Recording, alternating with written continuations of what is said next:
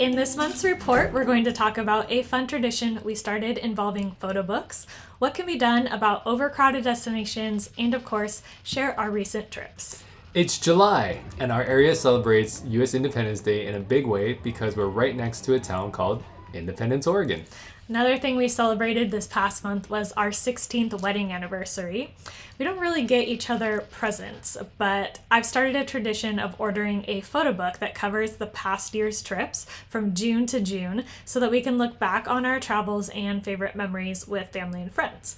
And there are plenty of companies that do photo books. I happen to use Snapfish. Yeah, you just upload your images, add them into a template, and they'll print and ship the book to you. Here's our most recent one. I always wait for a 60 to 70% discount coupon before I order, and I activate the shopping extension for United or Capital One so that we also earn extra travel points on the purchase. Yeah, you got to get those points. In travel news, this summer has seen several record-breaking busy travel days at airports, so make sure to give yourself some buffer time before arriving for any flights. We've seen more and more reports from overcrowded destinations around the world that are taking steps to reduce tourism, which I find really interesting. From campaigns in Europe telling bachelor parties not to visit, to increasing entrance fees, and even blocking viewpoints to prevent tourists from congregating for photo ops. More destinations are trying out new tactics to prevent the negative effects of mass tourism. We think many popular destinations will follow in these footsteps if they want to preserve the well-being of their communities and environment. I'm really curious if Vietnam will step up any regulations because we've seen a lot of changes and new development due to tourism in just a few years, and it's not always for the better for locals or for travelers. Now, what can you and I do as travelers? There are plenty of ways to avoid crowds so that you're not part of the problem and also can enjoy a better experience for yourself. For example, seek out lesser known towns that are just as charming.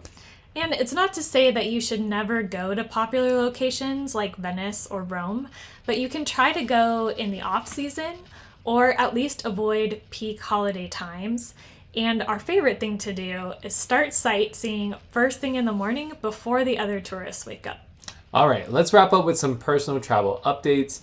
We just enjoyed a fantastic off-the-grid weekend at a cabin on Mount Hood, Oregon, with some of Michelle's high school friends, which you are delighted is becoming sort of an annual tradition right now. We have some more domestic travel coming up this summer to meet up with family and friends. Otherwise, we are gardening, gathering with our people, and generally enjoying Oregon, as this is our favorite time of year here. Plans are in the works for our Europe trip this winter, so stay tuned for future updates about Turkey, Portugal, and France. Which one are you looking forward to the most?